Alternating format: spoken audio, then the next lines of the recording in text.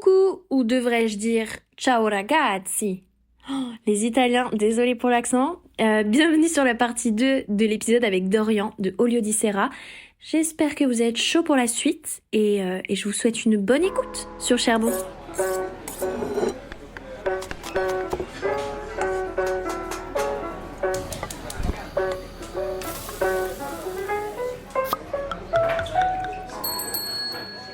Les oléiculteurs dans le sud de l'Italie, eux, ce qu'ils veulent, c'est du rendement. Donc les olives, ils les laissent attendre des jours pour qu'elles s'oxydent, pour qu'elles fermentent déjà et pour qu'ils tirent le plus d'huile possible. Mais l'huile derrière, elle a plus le même goût, quoi. Il y a plus toutes les qualités organoleptiques qu'on recherche dans une bonne huile d'olive pour être distribuée sur un circuit premium et de qualité, quoi.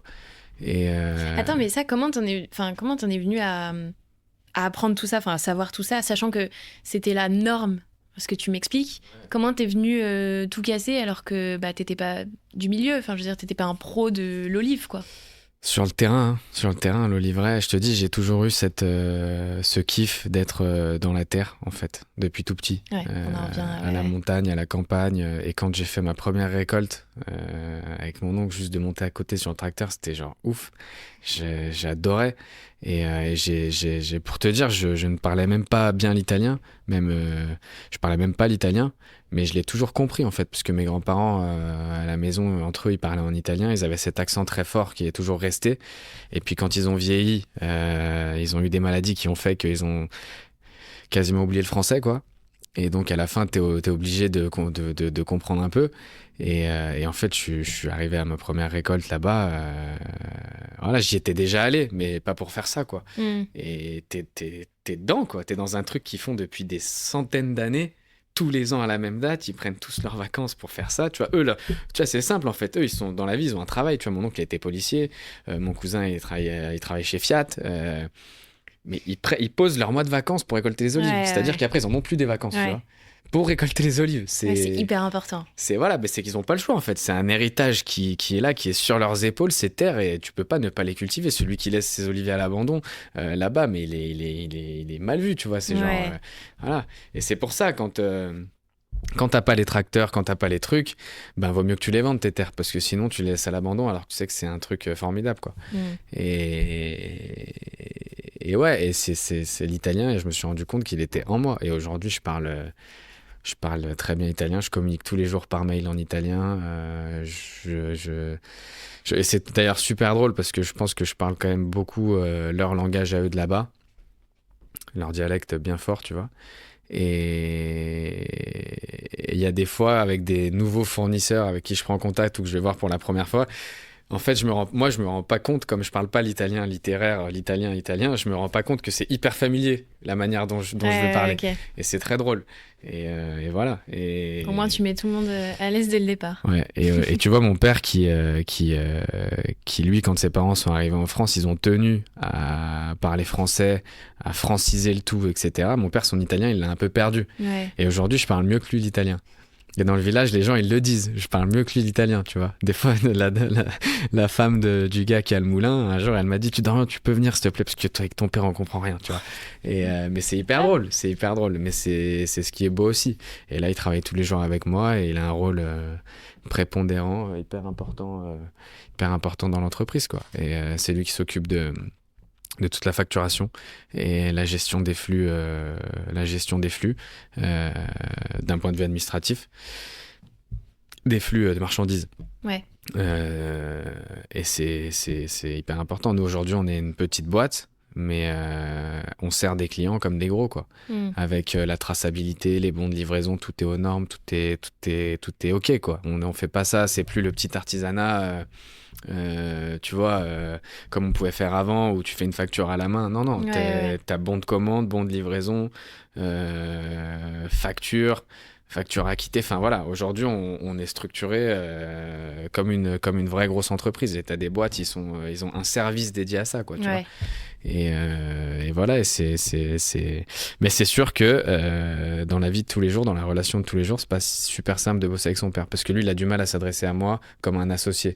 Et inversement, quand ça monte un peu dans les tours, tu vois, et des fois devant le reste de l'équipe, c'est pas facile, c'est pas toujours facile, quoi. Tu vois, vraiment. C'est difficile de... Je me rappelle une anecdote, un mec mec, c'était un prestataire transporteur. Un jour, il m'a lâché un. Ouais, mais je l'avais dit à ton chef ça l'autre jour. Tu vois, juste parce qu'en fait, il voyait une personne plus vieux, tu vois.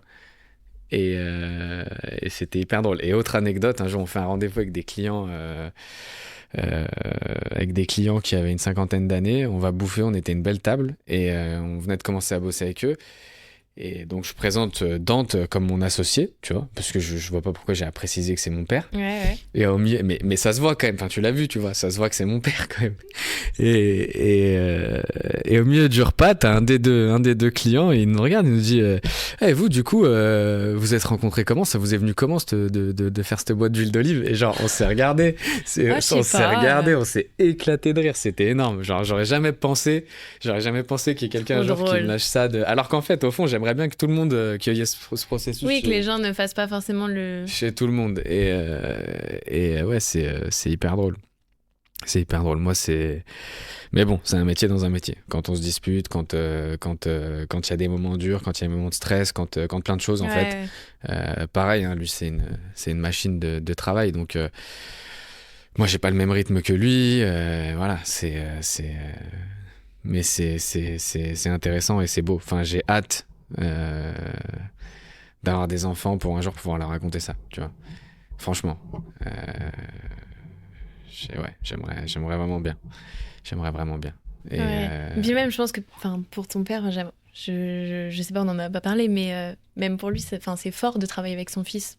Bah lui, en plus, il a complètement changé de domaine. Il a toujours travaillé dans le digital, dans l'internet. Alors après, c'est aussi pour ça qu'on est autant digitalisé aussi nous de notre côté, hein. On a toujours eu un site internet. Les clients pro peuvent aussi acheter par le biais de plateformes digitales, etc. On est très très connecté comme entreprise et c'est clairement lui qui l'insuffle, tu vois. Mais ouais, c'est aussi ce qui fait on est un petit peu différent des entreprises un peu plus établies, un peu plus processisées aussi. Et pour autant, ça ne nous empêche pas de faire des livraisons. Enfin, tu vois, le monde du froid, le monde du produit frais, c'est quand même un monde hyper rigoureux, quoi. Ouais. Tu peux pas livrer n'importe comment. La chaîne alimentaire.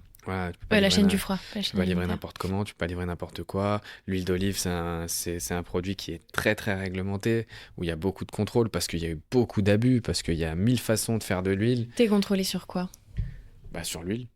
Sur l'étiquetage, sur ce que t'écris derrière. Tu vois, si t'écris huile d'olive artisanale, il faut que tu sois à la Chambre des métiers de l'artisanat. Ok. Enregistré. Sinon, tu peux pas l'écrire. C'est écrit ça? Ouais. Ok. Sinon, tu peux pas l'écrire. Et ça, au début, tu le sais pas. Ouais, tu vois, si t'écris DOP, tu dois être. Enfin. Je sais pas si on peut dire associé, mais tu dois faire partie de SDOP, donc tu payes une redevance, tu vois, pour utiliser ce truc-là. Enfin, tout est un peu du commerce quand même, hein. On va se le dire franchement, tout est un peu du commerce. C'est comme la Chambre des métiers d'artisanat, tu payes une redevance à l'année, etc. Mais ça, c'est pour beaucoup de choses. Et quand tu commences ta marque, ta boîte, tout ça, tu le sais pas. T'as juste envie toi, t'as le sentiment de faire tu vois. T'as juste envie tu vois, c'est hyper codé, en fait. C'est hyper codé, t'as des contrôles. Nous, on a déjà eu un contrôle d'ADDPP. Ils sont venus prélever de l'huile d'olive, voir si ce qui était écrit au dos de l'étiquette correspondait bien à leurs analyses. L'huile d'olive, c'est une matière qui vit. Donc, ce qu'on écrit avec l'échantillon 2 jours après la récolte, bah, peut-être que l'analyse de compo, elle a peut-être bougé 8 mois après. Bah, tu vois, quand ils sont venus prélever, ils ont fait leurs analyses, ils nous ont rappelé pour nous dire ça n'a pas bougé, top, bonne conservation, bon produit, voilà.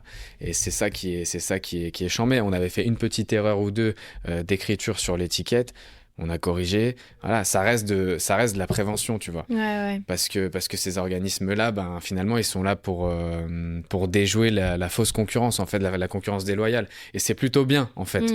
Au début, tu te sens un peu... et puis, en fait, avec du recul, tu te dis... Enfin, je veux dire, la première fois que tu reçois le recommandé qui disent qu'ils vont venir chez toi, tu dors pas trop, tu vois. Ouais. Mais en fait, sur le fond, tu te rends compte que c'est bien qu'il y ait ces contrôles-là, parce qu'il y a vraiment des gens qui abusent, tu vois. Tu vois, sur les marchés, t'as des gens, ils vendent des bidons d'huile, t'as aucune composition derrière. Finalement, tu sais pas ce qu'il y a dans le bidon, en fait. À part ce qu'ils te disent eux, tu peux pas le savoir, tu vois. Et en fait, c'est important. C'est important.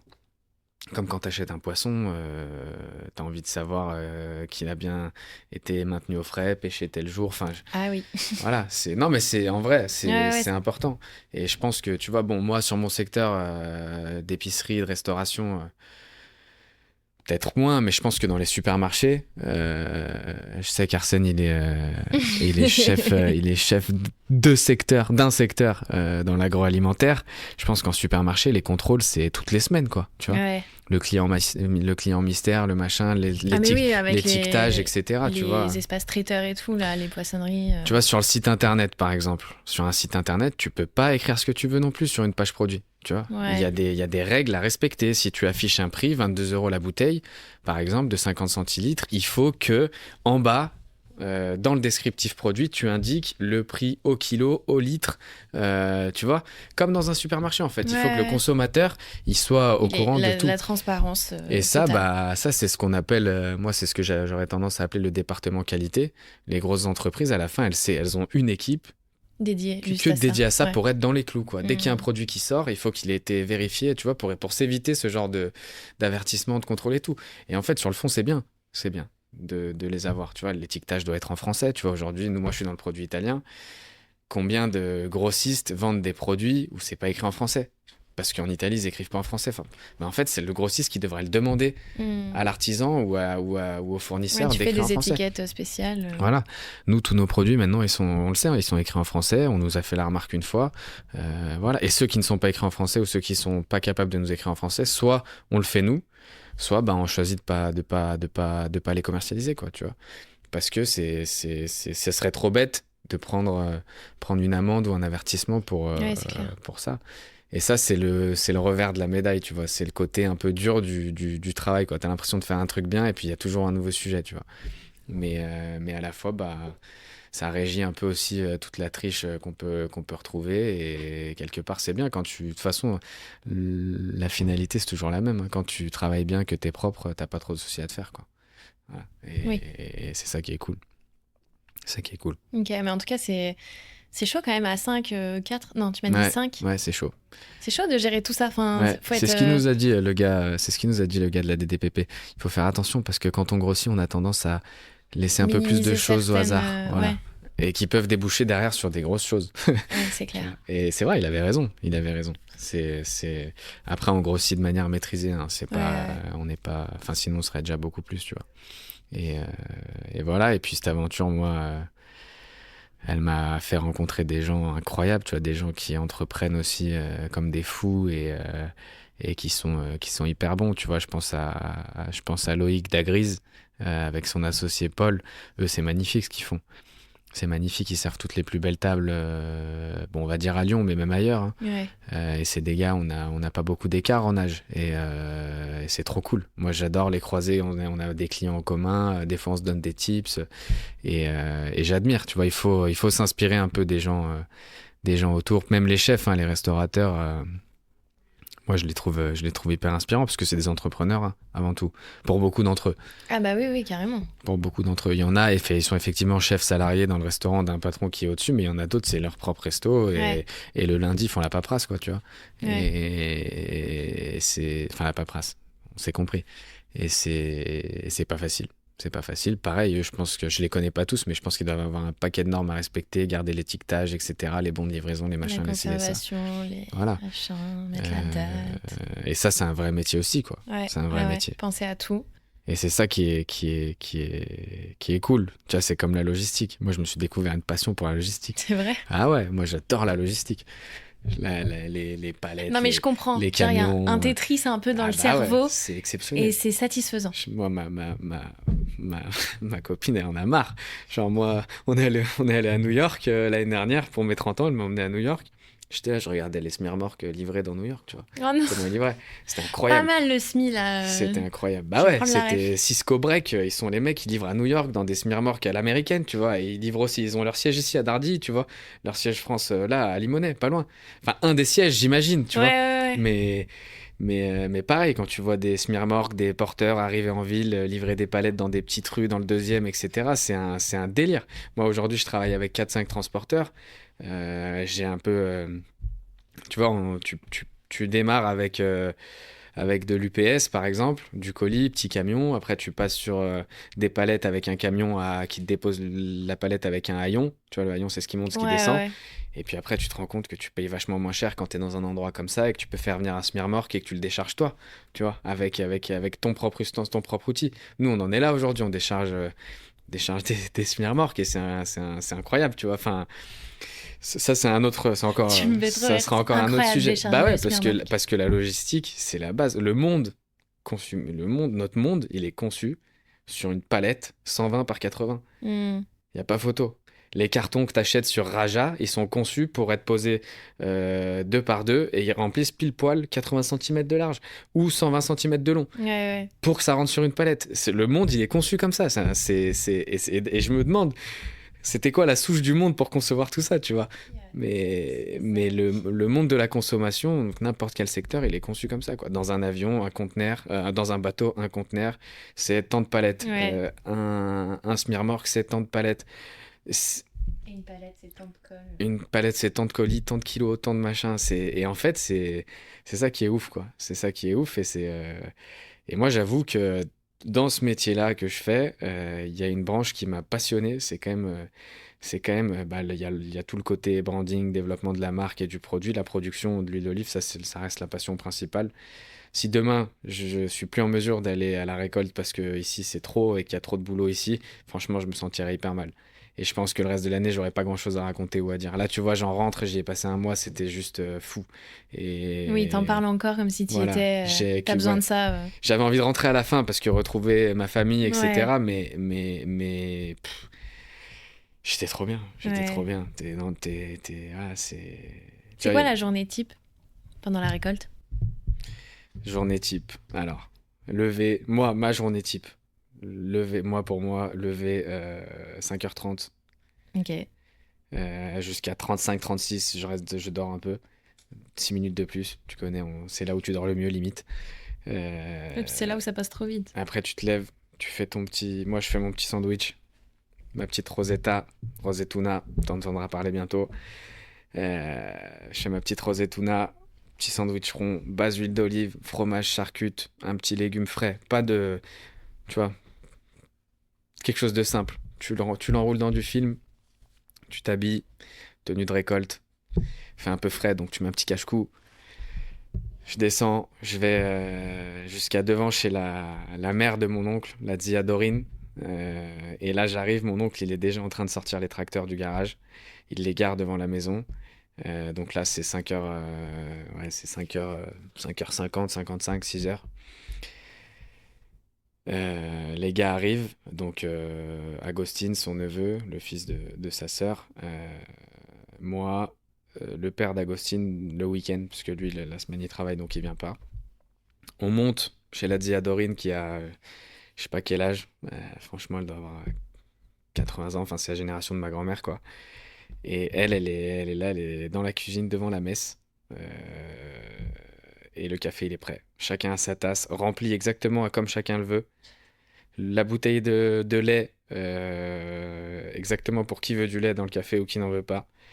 Et t'es là, tu bois ton café dans un silence. Juste derrière, t'as juste le bruit de la télé, tu vois. Et moi, elle sait que une deuxième tasse de café, je suis pas contre, tu vois. Et du coup, dès que je finis, elle s'empresse d'aller dans la petite cuisine derrière, elle me resserre un petit truc de café parce qu'elle sait. Et après, on repart. Et ça dure 5-6 minutes, tu vois. Ah, c'est court quand même. Ouais, c'est court. Et après, on repart, on monte sur le tracteur et on arrive sur l'avenue principale du village où là, il y a le reste de l'équipe qui nous attend. Je vais pas te faire de dessin. Nous, on prend des gars qui sont là pour travailler, des saisonniers en question. Là, c'est souvent des migrants, mais bon, qui sont là pour travailler, donc ils sont en règle pour travailler. Tu vois, ils ont un permis de travail en fait d'une durée. Mais ils sont là et d'ailleurs nous en fait on prend tout le temps les mêmes en fait. Ils sont fidèles au poste. Ouais. Et je pense à Booba et Ibra qui rêvent d'ailleurs de venir en France et notamment à Lyon parce qu'ils ont des gens qui connaissent à Lyon. Mais bon, faut qu'ils y arrivent jusque là quoi. Et donc ils attendent parce qu'ils dorment dans des maisons sur l'avenue principale et ils nous attendent, ils montent dans le tracteur et on va dans les oliveraies. Et là il y a le moment un peu chiant où t'arrives dans les oliveraies. Bon déjà là t'as tout le chemin jusqu'à l'oliveraie, hein, c'est incroyable, t'as le soleil qui se lève, t'es sur le Gargano. Le Gargano c'est un parc naturel avec une vue imprenable. C'est magnifique. T'as des ouais, c'est magnifique. Voilà, ce petit bout là, il est fou. Mais je vois parce qu'avec toutes les photos que tu mets sur Insta, ce petit bout là du chemin, il est fou et donc on arrive dans l'oliveraie et là t'as ce moment chiant où tu sais c'est le matin, fait froid, t'es pas hyper bien réveillé et faut sortir tous les tapis. Et les tapis, c'est des tapis qui font une dizaine de mètres par une dizaine de mètres, tu vois, c'est des grands trucs, ça pèse lourd en fait, tu vois, et faut les prendre, les étirer, et puis alors le premier jour c'est cool parce qu'ils sont tous tout propres, tout bien et tout, mais au fur et à mesure des jours, après tu les prends, ils sont sales, tu vois, et t'as ce moment là où t'étales tous les tapis, tu branches les perches, les perches, elles sont branchées à des tubes qui sont branchés sur le tube qui fait environ 20 mètres, qui sont branchés sur le compresseur. Et tu mets tout ça en place. Et ça, c'est un peu le moment, tu vois. Tu choisis aussi le nombre d'arbres que tu englobes dans tes filets. Donc, on fait 3 fils par 3 fils et t'avances comme ça. Donc, c'est génial quand le terrain, il est plat. Mais quand le terrain, il est en pente de fou. Genre, tu vois, c'est dur après la récolte, tu vois. Et donc, il y a tout ça. Ça te met déjà bien en jambes. Et puis après, tu as le tracteur qui redémarre, le compresseur qui se met en route. Donc, il fait un petit bruit. Tu vois, toute la journée que tu vas entendre. Après, tu as les perches qui démarrent, qui font aussi leur bruit à elles. Et là, ça part. Et puis, les olives tombent. Tu déplaces les tapis, tu charges les cagettes, tu mets dans la remorque. Et ça s'arrête plus jusqu'à... Là, il est environ 6h45, tu vois. Et ça s'arrête plus jusqu'à 9h. À 9h, coupe le compresseur, c'est la petite pause café. Ça, c'est mon oncle qui choisit de le faire pour son équipe. Pas tout le monde le fait. Pas toutes les équipes de récolte le font. La Diadorine, elle a préparé un thermos, cette fois bien sucré. Le café du matin, il n'est pas sucré. Mais celui de 9h, il est bien sucré, tu vois. Petit croissant à l'italienne. Hein. C'est pas le croissant comme chez nous. Le croissant fourré ? Ouais, pas hyper bon, faut dire la vérité. Ah, ça dépend. Non, il y en a qui sont... Si la crème, elle est bonne... Ouais, mais là, t'es sur quelque chose du supermarché. Non, le croissant, le pain au chocolat, c'est mieux chez nous, quand même. Faut dire, faut quand même rendre... Ouais, c'est bizarre. C'est un peu moins fin. Voilà. Mais petite pause croissant, petite pause café qui dure 5 minutes. Après, 9h05, 9h10, ça redémarre. On reprend jusqu'à midi. Là, par contre, c'est le moment... on reprend jusqu'à midi et à midi, on recoupe le compresseur. Là, on mange. Chacun mange de son côté en général. Enfin, nous, on mange ensemble. On travaille. Il y a un couple de Bulgares qui travaille avec nous, qui est dans le village depuis 20 ans. Erdzep et Fatima, ils mangent dans leur coin. Ibra et Bouba, ils mangent dans leur coin. Et nous, on mange. Nous, on est 3-4. On mange entre nous. Donc à l'ombre en général.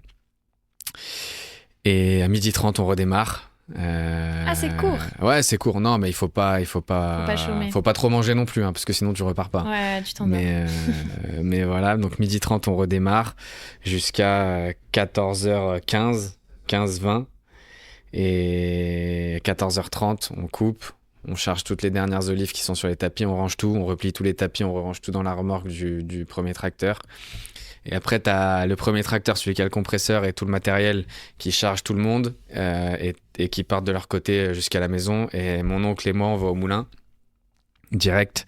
Donc, on arrive au moulin qui est dans le village. Il y a quand même un petit quart d'heure, 20 minutes de route. Tu vois, faut t'imaginer que t'es en tracteur, donc tu roules pas non plus super vite.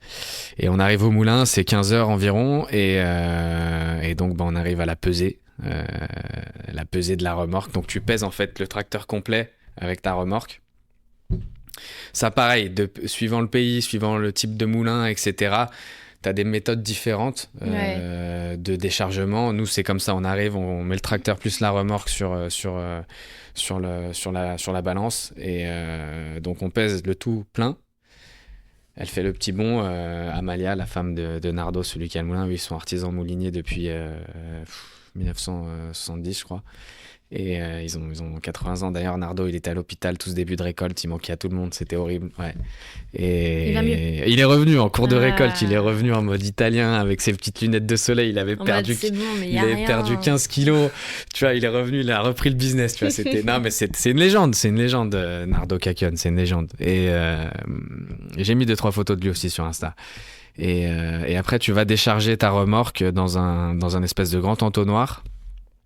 Et là, dans cet entonnoir, les olives, en fait, elles vont être soufflées pour séparer les feuilles des olives. Les feuilles, elles vont tomber dans une cagette et les olives dans d'autres cagettes. Et donc là, c'est là où il faut que tu sois vigilant parce que là, tu es dans l'Italie du Sud, tu vois.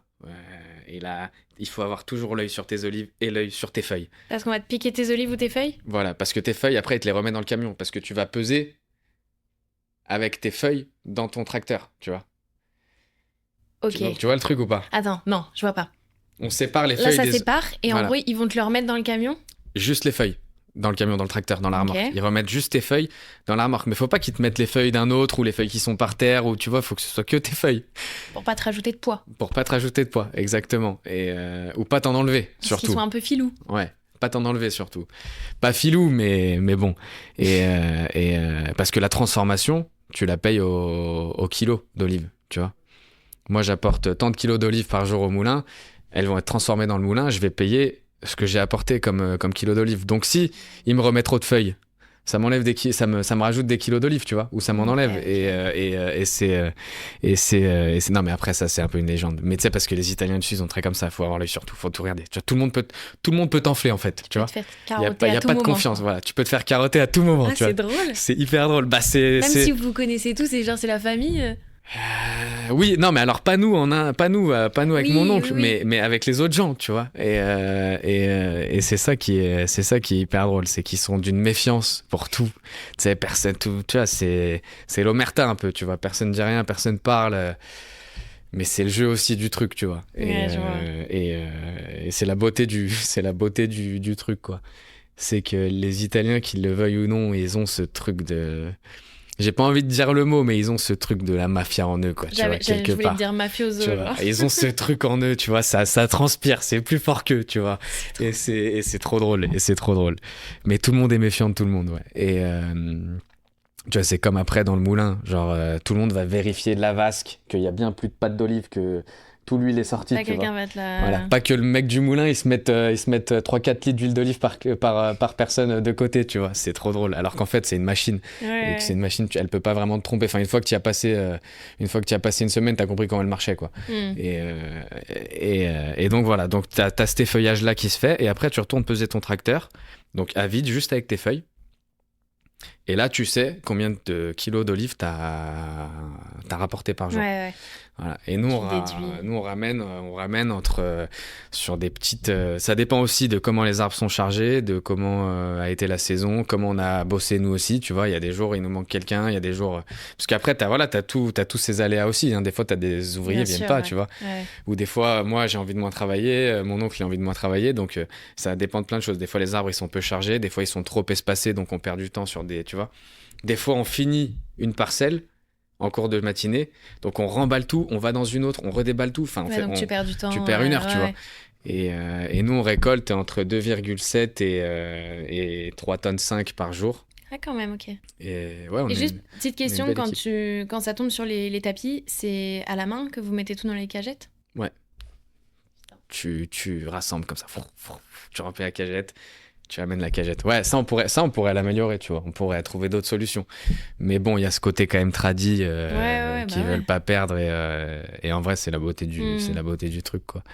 Mais donc voilà, une fois qu'on a pesé à vide, là en général, mon oncle il s'en va, il rentre le tracteur chez lui. Là, je rentre plus dans ma partie à moi, on va dire, où là, pour moi, j'ai la deuxième journée qui commence. T'es au moulin, avec le bruit du moulin, avec l'attente qu'il y a, parce que des fois il y a des gens avant nous, tu vois, enfin voilà, ça dépend. Et là, tu rentres dans quelque chose qui va durer un petit peu quand même. Là, tu vois, en général, il est 16h, il s'est écoulé 1 heure. t'es fatigué, t'es tout sale de la journée. Et quand il y a Dante en Italie avec moi, à ce moment-là, je rentre aussi, je prends ma douche et je reviens à lui. Et lui, il reste au moulin, tu vois. Et moi, je reviens ensuite. Mais là, comme j'étais tout seul cette année, ça n'a pas été le cas. Je pouvais pas rentrer me doucher, tu vois. Donc je restais au moulin et là après il y a toute la transformation qui se fait, donc tes olives elles sont dans des grosses cagettes et t'attends ton tour et quand c'est ton tour t'as les gars du moulin qui viennent, qui prennent tes énormes cagettes plastiques et qui les déversent dans un autre entonnoir qui va ensuite faire monter les olives dans un broyeur. Nous on est sur des machines modernes, donc on n'a plus les grosses roues de pierre qui écrasent les olives comme tu peux voir beaucoup dans des moulins, etc. Ça, on n'a plus. Les olives, elles prennent plus l'air. Une fois qu'elles rentrent dans le moulin, elles y rentrent et il n'y a plus de prise à l'air qui est faite. Comme ça, il n'y a pas d'oxydation. C'est là qu'on fait le meilleur taux d'acidité. On est sur des machines vraiment modernes. Et donc, elles rentrent dans ce broyeur. Ce broyeur envoie les olives broyées avec le noyau dans les vasques du moulin. Donc là où il y a la vis en continu. La vis en continu, c'est une sorte de poussée d'Archimède, tu vois, qui va à la fin va séparer en fait séparer les matières. Et là, il y a un cycle d'un peu moins d'une heure. Donc moi, en général, j'ai 3-4 vasques dans le moulin, tu vois, sur 6. Cette année, il tournait à 6 vasques. Okay. J'ai 3-4 vasques où c'est juste nos olives à nous. Et c'est pour ça que c'est toujours la guerre en fait, parce que t'as des mecs qui viennent, ils ont juste une vasque et ils veulent te passer devant tout le temps, tu vois, parce qu'ils veulent pas attendre que toi t'aies sorti toute ton huile, tu vois, parce qu'ils savent que sinon ils vont y rester pendant 2 plombes. Et du coup il y a cette petite guerre là où faut être sur place, sinon le gars du moulin en 2-2 il te fait passer l'autre devant toi, ouais mais il avait que, tu vois, non, je suis arrivé premier, tu me fais passer en premier, tu vois. Surtout que nous on veut faire de la bonne huile, donc il faut qu'on transforme vite quoi, pas que les olives elles attendent. Mais c'est ça aussi qui est drôle et c'est vraiment l'Italie profonde. Et puis à fond dans le folklore. Ouais, carrément. C'est du gros folklore même. Et c'est même du drama limite des fois, tu vois.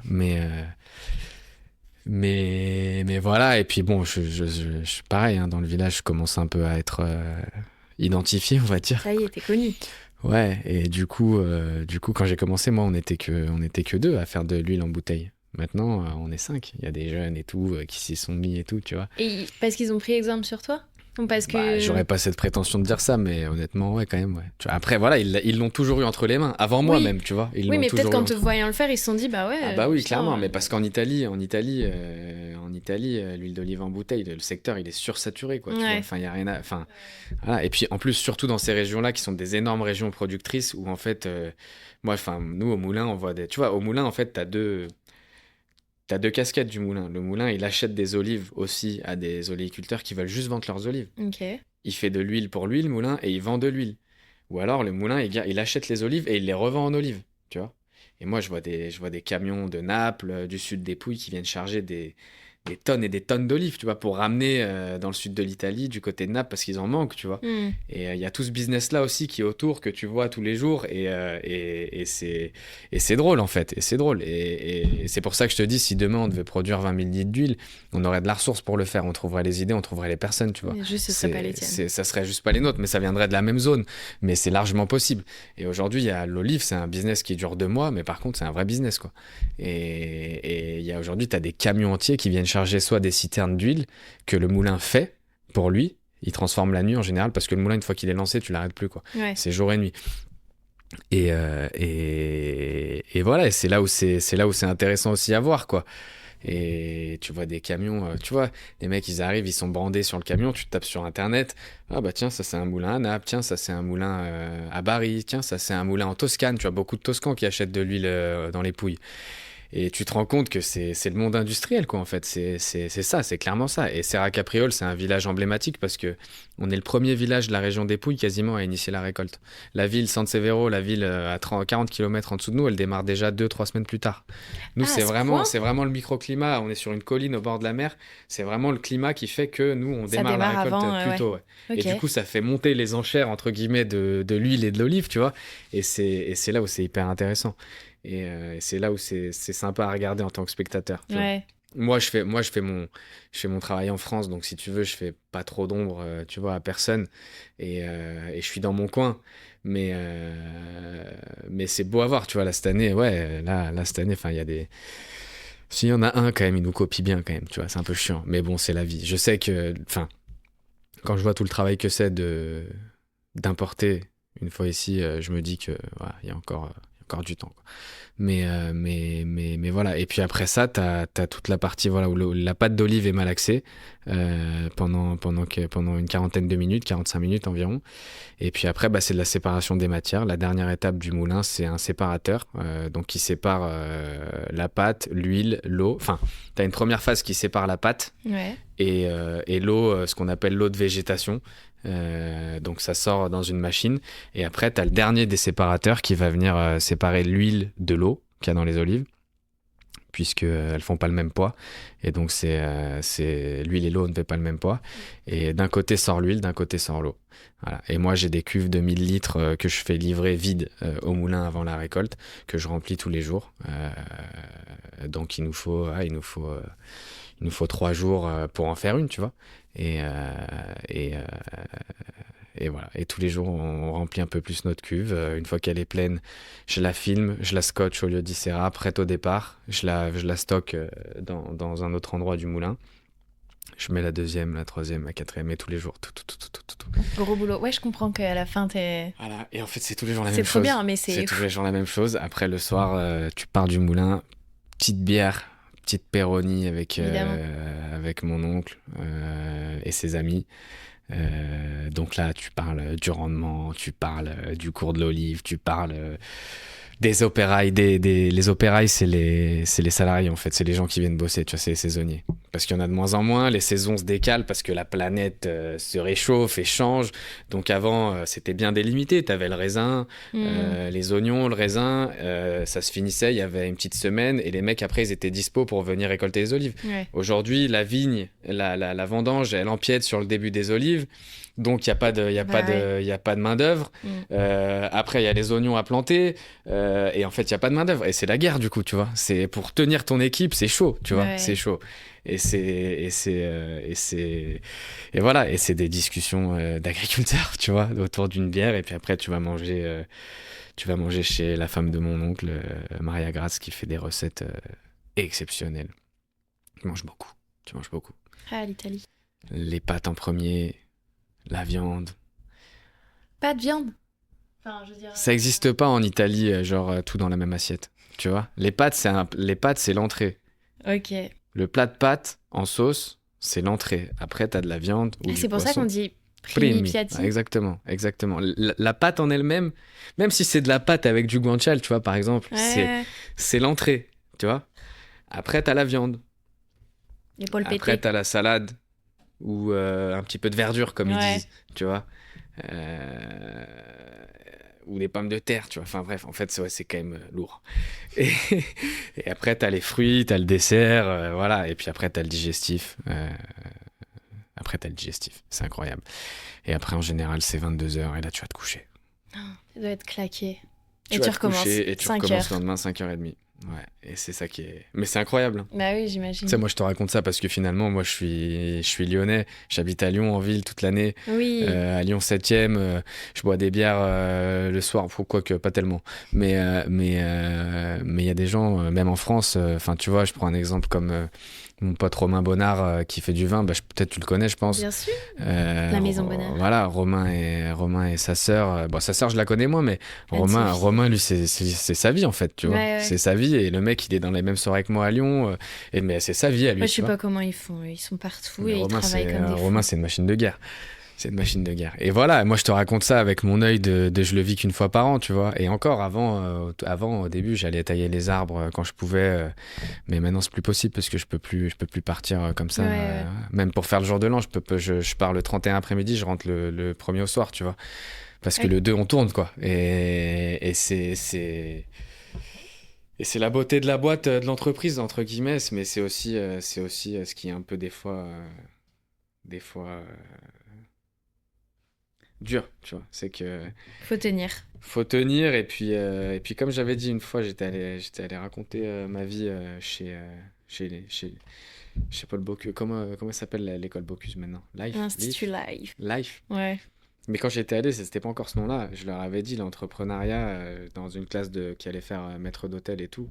Je leur avais dit l'entrepreneuriat c'est une prison de liberté. Tu peux faire ce que tu veux pas venir travailler, tu viens pas travailler. mais t'es un peu obligé quand même, tu vois. T'es responsable, T'es tu un ne peu gagneras pas obligé. d'argent. Voilà. Et c'est un peu pareil.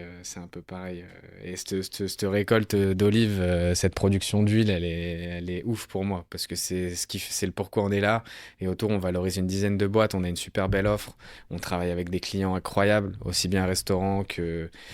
Tu vois, je travaille avec la Maison Plisson à Paris. Julien Femme, il m'a fait rencontrer. J'ai fait une collab avec Jean Julien. Jean Julien, l'artiste qui est connu dans le monde entier, qui a fait beaucoup d'affiches en rapport au vin nature, etc. Le premier gars qui l'a exposé, Jean Julien à Lyon, c'est Slika, la galerie Slika rue Auguste Comte. J'ai fait une collab avec lui dans le cadre d'une exposition, de Sarah Handelman au Bon Marché à Paris. Sarah Handelman, c'est la fille de Colette. Colette, c'est la personne qui a inventé le concept store, tu vois. Genre, je pense que Sarah Handelman, en termes de culture et d'influence, en France, on est sur quelqu'un de complètement ouf, quoi, tu vois. Jean Julien, tu vois, tu vas au Troquet, tu vas chez Jaja, dans tous les endroits un peu cool, ils ont tous une affiche de Jean Julien parce que l'artiste, il est fou, quoi.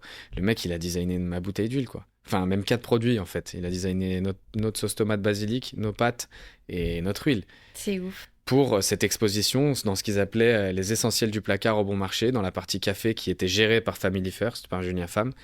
Et il a brandé nos produits, quoi. J'étais à côté de Mathieu de The Social Food, que je connais un petit peu aussi. Il avait sa petite bouteille de sauce piquante là-bas. Il y avait Bouju, le vigneron. Le Festajar, là, son vin un peu rouge rosé, là, qui a été designé par Jean Julien aussi. Enfin, tu vois, ça, c'est des trucs, c'est faire des ponts.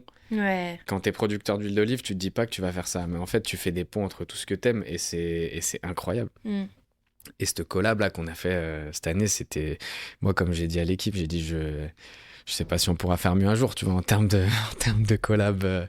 En termes de collab. Et Jean Julien, genre, j'admirais l'artiste, j'admirais le gars, et je me suis retrouvé là en face de lui à étiqueter des produits avec sa femme, tu vois, sans savoir que c'était sa femme. Je l'ai su qu'à la fin de la journée. Et lui, je le voyais peindre les murs au Bon Marché. Il avait fait des trucs de fou. Et le mec trop fort, quoi. Et tout ça avec Julien Femme qui était là, qui chapeautait le tout. Et Sarah Handelman qui vient, qui te parle comme si elle te connaissait. Ah, mais c'est lui que j'ai à la maison et tout. Ah ouais, c'est incroyable, tu vois. Et parce qu'en fait, elle avait déjà acheté nos produits dans une boutique à l'époque, je crois, Super Frais. Bon, ils ont fermé malheureusement, mais c'était une belle petite boutique Super Frais à Paris qui étaient nos clients. Et voilà, et aujourd'hui, on travaille sur toute la France, un peu l'Europe.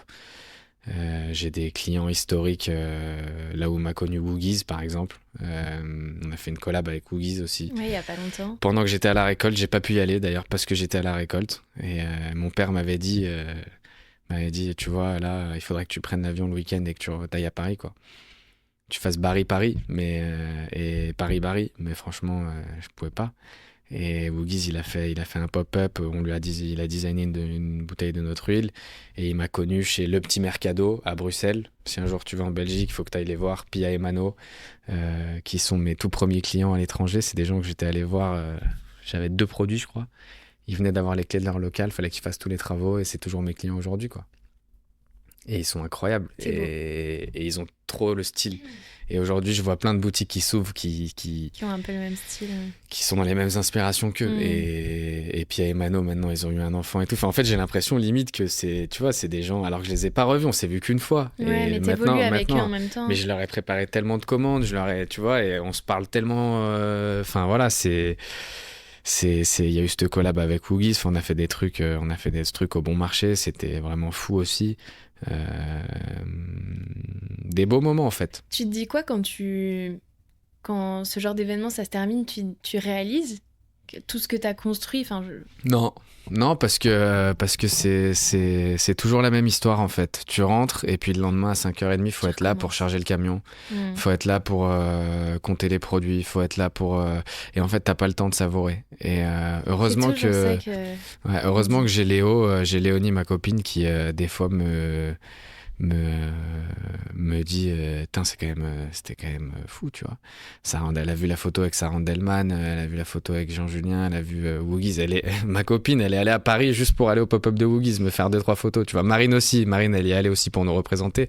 Mais voilà, et ça, j'avoue que des fois, c'est un peu mon regret. C'est que... pas d'avoir l'œil extérieur pour voir. Pas avoir le temps, en fait. Ah ouais. Pas avoir le temps. Pas avoir le temps de prendre un peu de hauteur. Et je me dis que c'est sûrement un raté aussi, parce que peut-être qu'au niveau d'entreprise où on est, ma posture à moi, peut-être qu'en fait, j'ai plus à être à 5h30 en train de charger le camion pour le livreur. Ça doit plus être à moi de le faire, mais en même temps... pour moi, c'est un devoir, tu vois. Et si je suis pas là en même temps que les gars, j'insuffle pas un bon truc, je pense, moi. Tu vois, pour le début de la semaine, par exemple, où on a les livraisons, le tri, etc. Voilà, moi, c'est ma vision à moi du truc, tu vois, en tant que patron. Et encore, je déteste ce mot, tu vois. Enfin, je déteste pas, mais j'ai pas envie que... Tu vois, je pars du principe que le souffle, c'est nous qui le donnons, quoi. Ah, mais c'est sûr. Et il y a un proverbe en Italie, petite anecdote de la récolte, très importante. Il y a un proverbe, c'est même pas en Italie, c'est à Serra Capriole.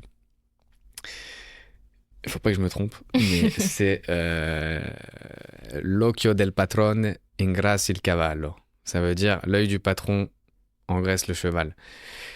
C'est pas péjoratif, mais tu vois ce que je veux dire, tu vois. Et ce proverbe-là, il est vieux comme le monde là-bas, et c'est pour ça que mon oncle, même jusqu'à ses 80 ans, il sera dans les oliveraies, quoi, tu vois, avec les équipes et avec l'équipe, et qui portera les cagettes lui aussi, quoi. Et ce proverbe, il en dit long quand même sur moi, la posture que je veux adopter. C'est qu'en fait, on a beau grossir, je te dis, la logistique, la préparation de commandes. Moi, quand les clients ils m'appellent, quand il y a un problème, les clients ils m'appellent moi, hein, parce que je suis une petite entreprise, ils me connaissent ma tête à moi. Ouais. Quand ils m'appellent parce qu'il y a un problème, il faut que je sois au fait, tu vois. Faut pas que je dise, je me renseigne, je reviens vers toi. C'est pas mon objectif, tu vois. C'est pas du tout mon objectif. Et c'est ça aussi qui fait notre force, c'est que nous, quand il y a un problème, il y en a pas souvent, mais quand il y en a un, il est réglé dans la journée, quoi. Ouais. Voilà, on prend nos responsabilités, on est attentif, on est attentionné. Il y a aussi plein de gens qui bossent avec nous pour ça, hein, parce qu'aujourd'hui, de la mozza, de la charcuterie, il y en a plein des offres aussi. Hein. Mais c'est des produits frais, courte DLC. Quand tu enchaînes litige sur litige ou problème sur problème et qu'il n'y a jamais de feedback, le client, il en a marre, quoi. Ouais, c'est clair. Et donc, c'est pour ça que les mecs, qui travaillent aussi avec nous, quoi. Et ça, c'est cool. Pareil, la flexibilité sur les livraisons, enfin... Nous, on livre à n'importe quelle heure, n'importe quand, quoi. On prend sur... c'est le jeu, c'est comme ça. Si on doit dépanner, on dépanne. Si on doit faire une deuxième livraison, on fait une deuxième livraison. Voilà. Et c'est ce qui fait, je pense, notre force aujourd'hui. On a un bel outil. Ici, t'es dans notre fief. Je passe le plus clair de mon temps ici. Voilà, c'est un bel outil. On peut encore le pousser à fond. On n'est même pas... Je pense qu'on n'est même pas à 70% de ce qu'on doit faire ici, quoi. Tellement qu'on peut faire plus, mais on bosse bien, on bosse comme des pros, on bosse beaucoup, et les gens le ressentent, je pense que les gens le ressentent, et c'est ce qui m'importe, que les gens ressentent notre investissement et la qualité de nos produits, quoi. Voilà. C'est énorme, bravo pour tout, c'est complètement fou, et je comprends maintenant l'engouement qu'il y a aussi autour de Olio di Serra, et ma copine me dit que je devrais sortir un peu plus pour faire un peu plus de réseau. Mais moi, j'aime bien, comme je t'ai dit la première fois qu'on s'est vu, moi, j'aime bien promener mon chien tranquille, tu vois, le soir, être posé. Je sors, hein, quand même, je fais des trucs, hein, je vais chez les clients, je mange chez eux. J'avoue, j'ai un peu quand même mes préférences, tu vois. Mais... Vas-y, balance. Non, Ah, tu veux faire de tort à personne. Non, mais c'est vrai que tu vois, des fois avec Léo, on se dit, quand on habitait dans le 2e, moi j'adore le troquet, tu vois. Le lundi soir, je pense que c'est quasiment un lundi sur 2 qu'on y va le soir, tu vois. Alors que des fois, on pourrait faire un autre truc, tu vois. Sarah de Soma aussi, je sais que j'adore y aller avec ma mère, parce que ma mère, elle adore Sarah depuis l'atelier. Steven, on y va aussi beaucoup. De manière différente, Steven, c'est plus en week-end, parce que c'est pas trop notre secteur là-bas où on... Enfin, on va pas y aller un soir comme ça, en mode imprévu, tu vois. Mais bon, là, je te parle de gens que tu as déjà interviewés. Jaja aussi, tu vois. Antoine et Chloé, à l'instar d'un Loïc et un Loïc Dagrise et son associé Antoine et Chloé. Les gars de Dealer de Cook aussi, je sais pas si tu les connais. Je les connais pas, mais j'ai beaucoup Rémi, entendu parler Jivy d'eux. et Colline. Voilà, tout ça pour moi, c'est des gens, c'est des inspirations de fou, quoi. Et les gars de Dealer de Cook, on a fait le même incubateur, ils étaient la promo au-dessus de moi. Et pour moi, c'est des méga inspirations d'un point de vue entrepreneurial, je sais pas. Mais, Ouais, c'est ça. mais Antoine et Chloé de Jaja, bah pareil, eux, en fait, eux, je me demande par exemple quand est-ce qu'ils se reposent, tu vois. Eux, je me demande vraiment, genre, des fois, je lui dis, Antoine, je dis, parce que des fois, tu vois, il y a un jour où tu fais rien, genre. Mais je crois que... Bah, tu sais, on a enregistré ensemble. Mm. C'est tout sauf l'ennui. C'est la phrase Ouais. que j'ai retenue de... Ah, mais ils sont impressionnants. Et franchement, le Jaja Bistro, c'est de la bombe. C'est de la bombe. Moi, je kiffe. Hein. Et, je les trouve géniaux, en fait, tous les deux. Non, mais vraiment, je les trouve très, très forts. Très, très forts. Et fédérateur à un point, tu vois, ça, je pense pas que je saurais le faire, moi, tu vois. Être fédérateur comme ça, je pense pas que ce soit dans mon arc de compétences. Tu sais pas. Mais par contre, ouais, il y a plein de gens qui m'inspirent et j'essaye de prendre un peu de tout le monde. J'ai compris aussi un truc, c'est que pendant toutes ces années, tu fais plein de rencontres. Tu vois, faut t'imaginer un peu comme un X-Men, tu vois. T'as une vision un peu hologramme là devant les yeux, Ouais. au-dessus de ton front, et tu listes tous les gens que t'as rencontrés, qui fait quoi, qui est comment. Tu ranges dans des tiroirs et à chaque idée, chaque projet, chaque machin, tu ouvres un tiroir et tu te dis, lui, pour être hyper intéressant sur ce sujet-là, de le solliciter. Tu vois, là, pour la création des étiquettes, avec Marine, on a commencé d'abord que tous les deux, enfin, notamment elle, parce que moi, j'étais à la récolte, mais on échangeait quand même beaucoup. Elle a bossé dans son coin, elle s'est donnée et tout. Et à la fin, quand on a eu une belle ébauche, on a sollicité, je pense, 5 personnes Ah ouais. de mon entourage, mais juste pour un avis, tu vois. Ok. Dont bah, Tirsa, parce que bon, c'est quand même lui qui a fait le logo, donc j'ai quand même envie que ça lui plaise. Julien Femme. Après, Julien Femme et Tirsa, je les compte comme un. Voilà, je les compte comme une seule personne. Caïs, qui était au tout début aussi du branding de Olio. Mes meilleurs amis, Caroline et Loïc, qui sont mes voisins aussi, avec qui je passe beaucoup de temps, qui sont dans toute autre chose, mais que j'avais envie d'avoir pareil, je les compte comme un. Et, et voilà, et en fait, tu prends un peu. Faut pas s'attendre à des trucs ultra précis, tu vois. Mais tu prends un peu la température et tu dis. Ouais. Et c'est comme ça que tu sors le truc, parce que là, pour le coup, cette étiquette-là, elle était quand même vachement hors code. Et tu vois, il y a des clients épiciers qui peuvent ne pas aimer, tu vois, parce que, ouais, tu vois, enfin, tu sais, des gens peut-être un peu plus âgés, peut-être qui sont vraiment dans l'épicerie élitiste, tu vois, parce que j'en ai des clients comme ça. C'est la réalité, tu vois. Et qui se disent, non, non, là, c'est trop décalé, c'est trop machin, c'est trop ci, c'est trop ça, c'est trop original et tout. Ah, faut réfléchir à tout ça, quoi, parce qu'il faut délaisser personne et voilà, et je me souviens pour l'anecdote, à l'époque où j'avais ma toute première bouteille qui était justement un peu jeune et dynamique, mais quand même très codée, très élitiste, et très huile d'olive. Ils avaient travaillé avec moi, c'était des gens qui étaient à Noirmoutier. Donc tu vois Lille, un peu, là-bas, Ouais, je vois. tu vois, c'est les gens qui vont, voilà, c'est leur clientèle, je pense que c'était des gens vacanciers, parisiens, aisés, un peu âgés, tu peu vois. bobo, ouais. Voilà. Ils avaient adoré ma première bouteille et la deuxième bouteille où c'est NJ, le jeune de chez Paperboy qui avait designé, ils ont pas du tout kiffé. Ils ont pris peur. Et moi je leur avais présenté en mode j'étais trop content et le mec il m'a écrit un mail, désolé pour la douche froide mais nous n'aimons pas du tout, nous n'allons pas recommander cette année. Après c'est honnête. Ouais, c'est très honnête, il a pas recommandé, le produit a manqué à ses clients, l'année d'après il a recommandé. Voilà. Et il a accepté l'étiquette comme elle était. Et je suis sûr qu'il était là à en parler hyper en bien à ses clients, tu vois. Et c'est des gens, c'est toujours mes clients, ils font une commande par an, eux, parce qu'en fait, c'est très saisonnier, je pense, leur business là-bas. Et, et voilà, c'est nos clients de Noirmoutier, je les ai depuis la toute première bouteille. Et eux, ils m'avaient fait, je m'en souviens, le mail qu'ils m'avaient fait, putain, ça m'avait, tu sais, je m'étais dit, waouh. Mais il les faut, ces gens-là, tu vois, c'est important parce que ça a été déjà les premières personnes à nous faire confiance. Eux, comment je les avais eus? J'étais allé en visiteur sur un salon, sur le salon du monde de l'épicerie fine, en visiteur, parce que j'avais pas les moyens de prendre un stand. Et je regardais tous les stands d'huile d'olive, les gens qui y allaient, les épiciers qui y allaient, et dès qu'ils sortaient du stand d'huile d'olive, je sais pas, Calios ou le moulin de Corneille, de Corny, tu vois. Tu les chopais. J'allais les voir, j'en donnais un petit flyer. Tenez, hop, j'avais une petite mignonnette. Voilà, j'ai pas de stand parce que voilà, j'ai pas pu en avoir cette année, alors qu'en fait, j'avais pas l'oseille du tout, tu vois. Et je dis, mais moi, je fais de l'huile d'olive, je suis à Lyon, je peux vous expédier ça avec plaisir. Et je les avais eu comme ça, tu vois. Et c'était les prémices, Trop fort. c'était les prémices du truc, c'était la belle histoire, quoi.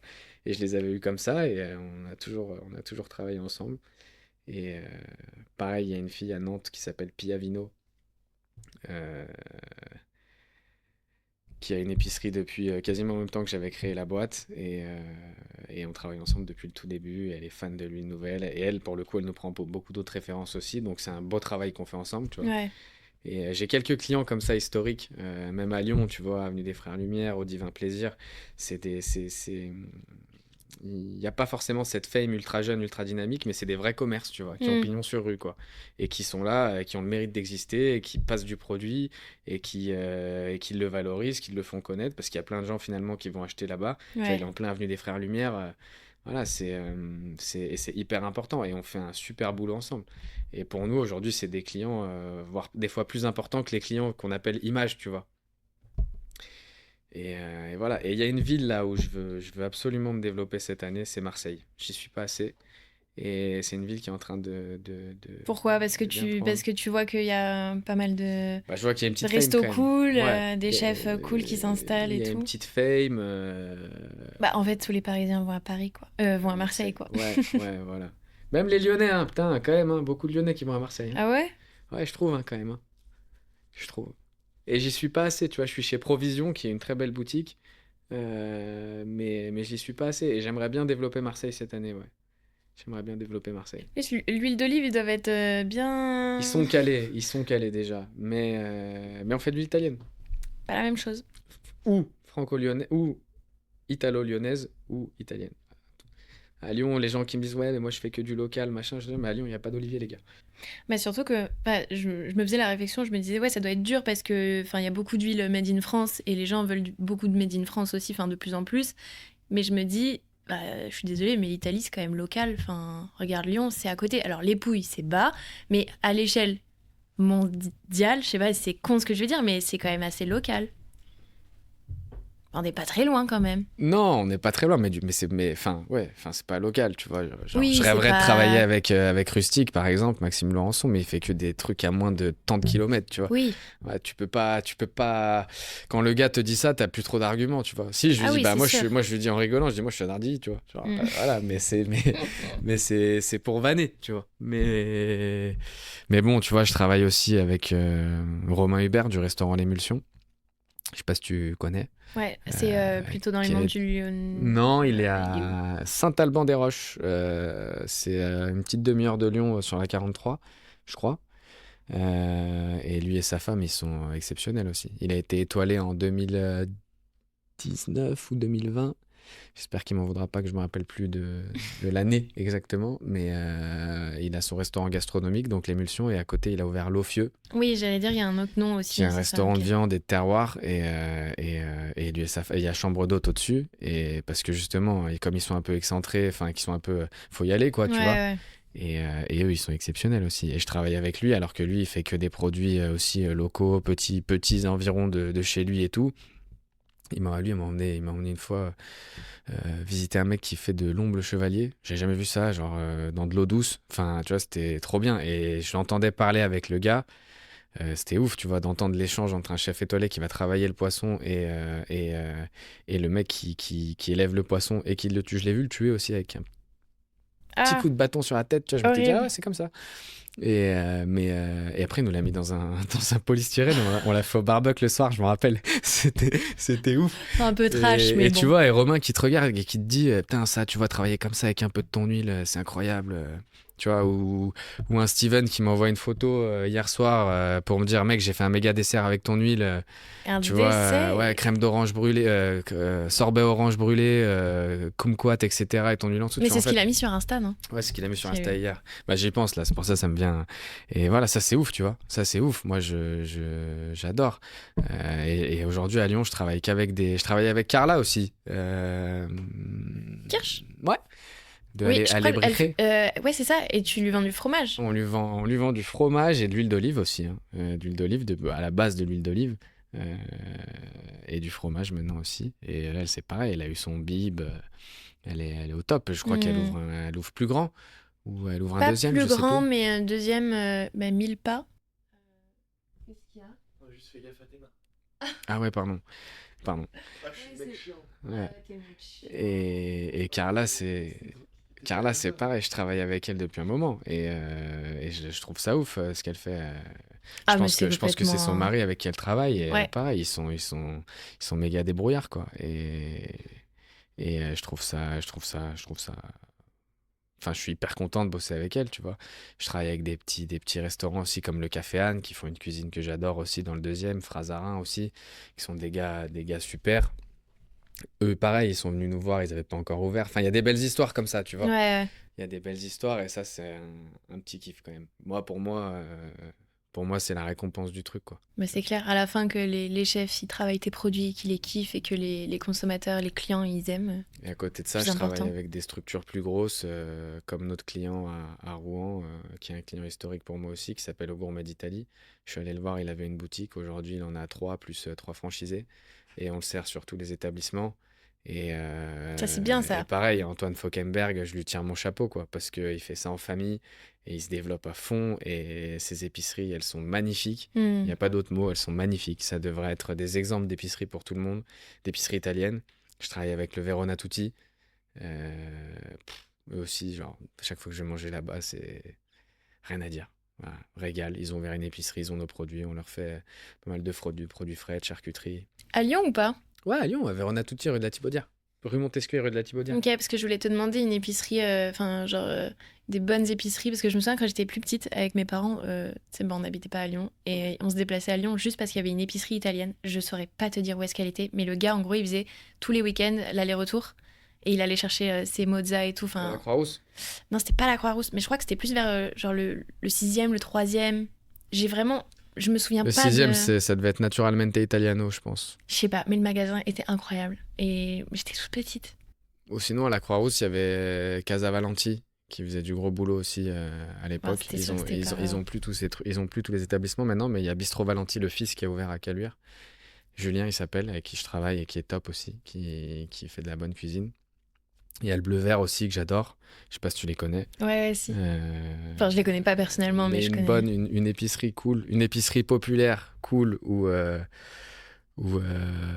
te dirais d'aller, c'est chez Carmine et Falco, qui est un de mes tout premiers clients et qui est aujourd'hui une personne hyper importante.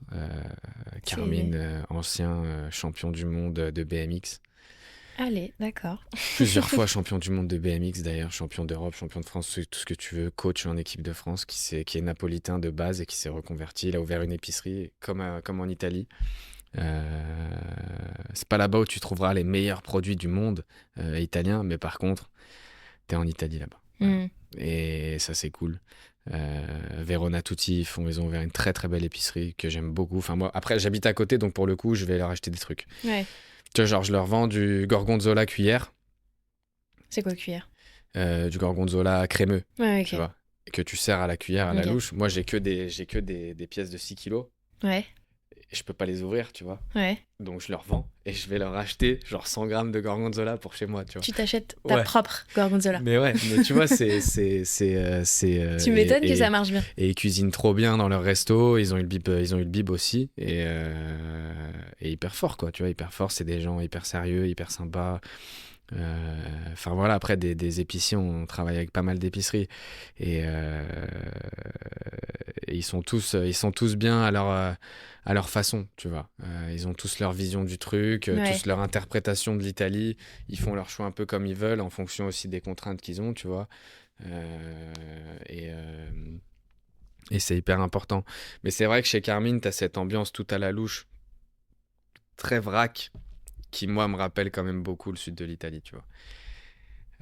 C'est où, Carmine? Je sais plus si tu Carmine, m'as c'est dit. à la Croix-Rousse, c'est rue Perrault. Et, Ok. et c'est un de mes tout premiers clients épiciers, avec Au Divin Plaisir aussi, qui a amené les Frères Lumière, qui fait aussi un très très gros travail, Sébastien de Au Divin Plaisir. Non, il y en a pas mal des épiceries. C'est dur là, c'est horrible. Ah oui, non, mais c'est assez horrible parce que bien j'ai avoir pas plein. tout qui me vient en tête, mais je travaille avec des belles épiceries et des gens très bien. Et des petits restaurants très cool aussi. Ouais. Tu dirais quoi au Dorian de... C'était quoi? C'était en 2016 Ouais, que t'as créé... 2014, 2014 première Ah oui, 14. production, après 2016 la micro-entreprise. Ouais. Tu dirais quoi au Dorian de... Je dirais, de cette époque-là? Je dirais, mon vieux, t'étais pas très bien embarqué quand même. T'étais pas très bien embarqué. C'est vrai que je me suis quand même pas mal posé de questions sur ce que j'allais faire. Parce que l'école, c'était quand même pas ma plus grande force. J'étais pas, comme disait ma mère, une mouche me distrayait, tu vois. Et j'étais pas hyper bien embarqué. Par contre, la valeur travail, elle a toujours été au centre de beaucoup de choses dans mon environnement. Et je pense qu'aujourd'hui, c'est ce qui Ça a résume. payé. Voilà. Je pense que maintenant, il faut que je fasse un peu un boulot sur la partie sociale. Il faut que j'apprenne à être plus consensuel, je pense.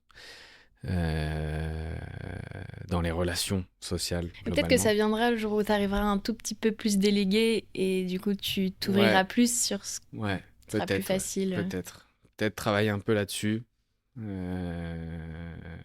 J'aimerais vachement transmettre aussi, tu vois. J'aimerais trop...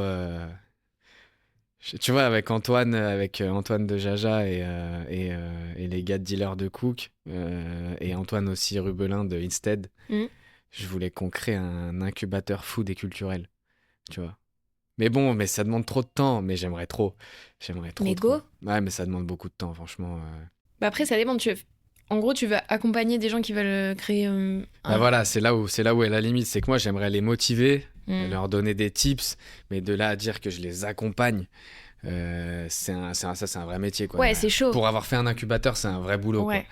Mais genre, insuffler ce truc-là, je kifferais. Mais go, en plus à Lyon... Ouais. Mais on le fera, hein, mais là, j'ai d'autres projets quand même. Et, mais on en a déjà parlé, on a une petite conversation où on est pas mal de petites boîtes comme ça, on se fait un repas tous les 2 mois, tu vois, un dîner tous les 2 mois. Ouais, Antoine, il m'a dit que c'était beuverie quand même. Je sais pas, il parlait de nous? Parce qu'Antoine, il a tellement de cercles d'amis. Ah, je crois... Il parlait des... Ouais. S'il parlait de nous, ouais, Non, mais après, tranquille, hein, vous avez bien raison. Bah après, bon, ça va de pair. Hein. Il est dans le vin, les autres sont dans la bouffe.